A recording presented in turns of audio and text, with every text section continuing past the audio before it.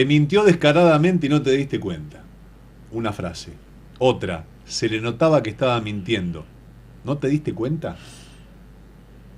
¿Viste cómo? Te ve la hilacha, ¿viste? Sí, ¿te diste cuenta cómo se movía gente que, por ejemplo, tiene algún movimiento corporal estudiado, o sabe, o tiene el ojo muy entrenado, o se dedica específicamente, gente que en las áreas de recursos humanos, Sí. quienes trabajan en la Ay, justicia? me encantaría saber. Es muy, muy apasionante ese tema, ¿no? Ese lenguaje corporal. El lenguaje corporal, las manos, el cuerpo, los ojos, la sudoración, bueno, un montón de cosas, no sé, se me ocurren en este momento, ¿no? Porque de escuchar. Pero quiero que presten mucha atención esta charla con Sergio Rulicki. Sergio Rulicki, el doctor Rulicki, es doctor en Ciencias de la Comunicación Social y es experto en lenguaje no verbal. Vamos a hablar con el doctor Rulicki de cómo detectar una mentira según la ciencia. Esto está científicamente comprobado. Y por qué a veces la clave no está en los ojos, en la mirada, en el bamboleo, a la derecha, a la izquierda, arriba, abajo, no importa. Vamos a hablar con la gente que sabe y que estudió. Doctor Rulicki, qué placer recibirlo. Sebastián Shapiro aquí en Duplex en el E2 de Bahía Blanca. ¿Cómo va? Hola Sebastián, buenas tardes. ¿Todo bien? Me alegro mucho, me alegro mucho. Sergio, ¿cuándo? Sí, dígame. Sí, no, que estaba escuchando en la presentación y todavía lo que más a menudo me pasa es que me tienen registrado como alguien que ha estudiado el lenguaje corporal, o dicho técnicamente la comunicación no verbal. Ahora, si hablamos de detectar la mentira y el engaño, no nos vamos a basar en la comunicación no verbal. La vamos a usar, pero para basarnos mucho más sólidamente, vamos a utilizar otra disciplina, que es la que yo vengo practicando ya desde el 2015, cuando por esas casualidades de la vida suena el celular, un teléfono que desconozco y atiendo, y es un comisario chileno de la PDI que me comenta que había un interés en Interpol, donde él estaba trabajando en la sede de Buenos Aires, para Argentina y América del Sur, y ahí comencé el desarrollo, el estudio y el desarrollo de esta disciplina de la comunicación no verbal aplicada a la evaluación de la credibilidad. Ahora estoy introduciendo un concepto nuevo, el de evaluación de la credibilidad. ¿Se le puede creer a esta persona o no se le puede creer? La comunicación no verbal es una de las ramas, pero hoy en día, a nivel forense, en todo el mundo, es más importante lo que recibe el nombre de lingüística forense. Lingüística forense. Sí, lingüística forense. Este es otro término, otro concepto para integrar. Lingüística forense, que definido en pocas palabras, es el estudio de los patrones de uso del lenguaje que diferencian la verdad de la mentira. Es decir, cuando las personas mienten, suelen estadísticamente inclinarse a usar su lenguaje, el inglés o el castellano en nuestro caso, de una manera diferente a como el lenguaje es utilizado por aquellos que dicen la verdad. Y esto se puede detectar, esta lingüística forense, no solamente en la oralidad, sino también en la escritura. Sí, de hecho, las formas de investigar en los Estados Unidos y la metodología que ellos aplican, que es diferente de la que creo yo hay que aplicar acá, en primer lugar porque una cosa es el inglés, otra cosa es el castellano. Y el énfasis que ha tenido esta disciplina en los Estados Unidos ha sido desarrollarse hacia la detección de sutilezas del uso gramatical del lenguaje. Y yo creo más que para nuestro caso, lo que mejor aplica es un enfoque narratológico, es decir, qué narración, qué historia, qué relato me está contando el otro, en primer lugar. ¿Qué me está diciendo? Vamos a un ejercicio práctico para que la gente entienda y también se dé cuenta cuando alguien está hablando de cierta forma, usted detecta que ya está mintiendo, no que está mintiendo, sino que no es creíble. Vamos a... vuelvo con el punto que usted dice, que no es creíble. Y quiero, y acá de no ser creíble, le quiero preguntar, porque hay gente que promete un montón de cosas y que tiene cargos importantes, y decís, bueno, ¿le creo o no le creo? Y le voy a creer cuando, como dice el dicho, si te digo que la vaca es tuerte porque tengo el ojo en la mano, bueno, enseñame la vaca y el ojo y ahí te voy a creer. Hasta tanto en mucho no te voy a creer. Por eso, ¿hasta qué punto, cuando hablamos de credibilidad y de lo fáctico, es el análisis? El análisis es muy certero, porque además nadie necesita un 100% de certeza que le estén mintiendo para tomar decisiones al respecto. Aunque la balanza se incline a que hay baja credibilidad, o nula, o muy baja, bueno, eso cambia completamente el panorama de la interacción, perdón, las decisiones que yo voy a tomar. De modo que, aún sin tener un 100% de certeza, aunque en algunos casos es posible tenerla, hay indicadores que surgen, para mí, del mejor escenario posible, es la combinación de comunicación no verbal y lingüística forense. Las dos cosas juntas es lo mejor. Ajá, y en ese escenario que usted habla, denos un ejemplo, por ejemplo. Sí, por ejemplo, la combinación de autovictimización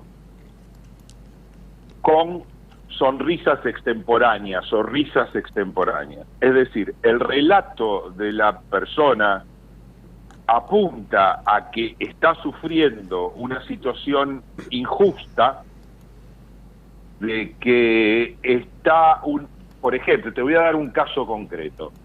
Vamos a un caso muy concreto. En el año 2013 hubo un episodio del asesinato de una periodista en Malta, es un pequeño país isleño en el Mediterráneo, porque esta mujer, Daphne Caruana Galizia, ese era su nombre, había denunciado al gobierno maltés de ese momento, conducido por el primer ministro Joseph Muscat, de varios delitos, entre ellos lavado de dinero. Y Malta se había convertido en uno de los principales lugares financieros para lavar dinero en cantidad. Sí. Cuando la BBC lo entrevista al primer ministro de Malta y le pregunta, bueno, que dé su apreciación sobre la situación, él contesta, más allá de los hijos, porque esta señora tenía 2 hijos, si hay alguien que ha sufrido por esta situación, soy yo. Claro, se victimizó. ¿Cómo se va a poner al mismo nivel de los hijos que perdieron la madre, que le hicieron volar en un coche bomba y no quedó nada de ella? No, claro. Pero él sufrió por esta sombra que ha sido puesta sobre nosotros. Ahí ya empieza a prefigurar otra categoría de la lingüística forense, que es la teoría del complot. Es decir, cuando alguien dice que la causa de lo que está pasando es una mano negra que está actuando, que no sabemos quién es, ni dónde está, ni cómo actúa, ni qué hace, pero que definitivamente está en nuestra contra, y es por eso que pasa lo que pasa para mal nuestro. Sergio, en una entrevista laboral, por ejemplo, o en una interpelación laboral, che, pasó esto, ¿me explicás lo que pasó? Tuvimos acá un problemón, viene la persona, junto con la persona de recursos humanos, y hay alguien que se dedica a lo que usted se dedica, o está usted. Le ha tocado vivir una situación, digo para dar un ejemplo doméstico y también ver, mirá, te está mintiendo, los hechos no son como los relata, la manera de expresarse no me merece credibilidad. ¿Le ha tocado formar parte de una...? Sí, pero quiero aclarar algo. No es una cuestión de opinión, no es una cuestión subjetiva, sino es una cuestión de búsqueda de patrones, de percepción de patrones. Acá esta persona está usando el patrón de la autovictimización. Acá la persona está utilizando el patrón de la teoría del complot. Acá la persona está justificando por consenso, pero no da ninguna prueba de que algo sea así. Simplemente dice que todos piensan que es así, o que todos creen que es así. Bueno, todas esas categorías, hay muchísimas, hay más de 50 categorías diferentes de estructuras narrativas que están presentes en la forma de expresarse de los mentirosos. También están las formas de expresarse de la gente que es sincera. Por ejemplo, respecto de la categoría que les comentaba recién de la autovictimización, aún pasando por falsas acusaciones, los inocentes raramente se victimizan. Mientras que el culpable lo primero que hace es decir, esto es injusto lo que me están haciendo a mí. Claro. El inocente va a ir más por el lado de esto es una prueba para mi espíritu. Claro, presentar y también presentar la prueba que avalen que todo es creíble. La última, Sergio, y le agradezco el tiempo. Perdón, es que me diste el pie perfecto para cerrar. Lo que acabas de decir es una de las corrientes más importantes en evaluación de la credibilidad, que refiere a la voluntad de la persona de colaborar o su falta de voluntad. La falta de voluntad de colaborar, es decir, no te entrego mi teléfono, lo escondo, lo rompo, digo que no lo tengo, es una señal de que la persona está involucrada. Acá tenés a disposición, investigar lo que necesites, claro. Es una señal de inocencia, excepto que la persona se muestre demasiado complaciente y demasiado dispuesta a hacer cualquier cosa por la investigación. Eso no es así en los casos de la gente inocente, no se exagera eso. Claro, lo justo y lo necesario y lo que cabe en la situación. Sergio, le agradezco infinitamente que me haya atendido, gracias por estos conceptos y feliz día mañana. Bueno, muchas gracias. Por favor. ¿A qué se refiere? Y mañana es el Día del Trabajador, 1 de mayo. El Día del Trabajador, claro, 1 de mayo, sí. Bueno, gracias, yo trabajo. Pero bueno, muchas gracias. Igualmente para todos ustedes. Le mando un gran abrazo.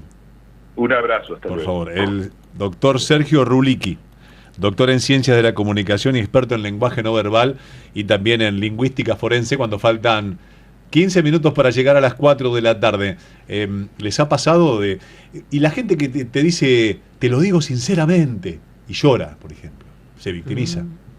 ¿No? Mira, defendiendo una tesitura, pero a veces la persona está tan angustiada y tan acongojada que le sale el llanto porque no encuentra quizás con las palabras cómo expresar su verdad. Es un camino, ¿viste? Por eso, bueno, según los forenses, hay un abogado y también un juez que está escuchando que me dice pruebas, ¿no? Claro. Pruebas. Bueno, por supuesto, voy a nombrar, obviamente. Son pruebas, ¿no? Dame las pruebas y yo te digo. Ni más ni menos. Pero, ¿cuántas veces, ¿no? En la vida diaria, en la comunidad quizás de tu trabajo, de tu círculo, cuando pasa algo, hay una interpelación o lo que fuere, y ves a las personas, hasta las desconoces. En ciertas situaciones decís, mirá cómo actuó, nunca la vi o lo vi. Sí, se transformó, nunca lo vi o la vi así. Después, lindo título para un programa. ¿Será verdad? Qué buena. ¿Será verdad? ¿A qué hora va ese programa? ¿Será verdad? ¿Será verdad? También depende. De noche, últimamente. A la noche. Depende a las 9. Depende de la gravedad también de las situaciones, ¿no? Porque hay situaciones en que se miente o que uno detecta o hay un olfato particular, por más que la persona haga un esfuerzo, si es que la conoces y demás, de que hay algo que no suena. Ya la intuición también tiene que ver con eso. También. Y después con la contrapartida de todo esto, y que hay especialistas que se dedican y se estudia, que son los lobistas, que se encargan en armar situaciones para voltear a alguien. Bueno, también. Sí, o situaciones de la justicia o abogado, todo depende de qué lado esté de la cuestión, ¿no? Sí, está todo estudiado eso también, Quédate por acá. Y vos salís de ahí, maravilla, ¿no? Sí, tal cual.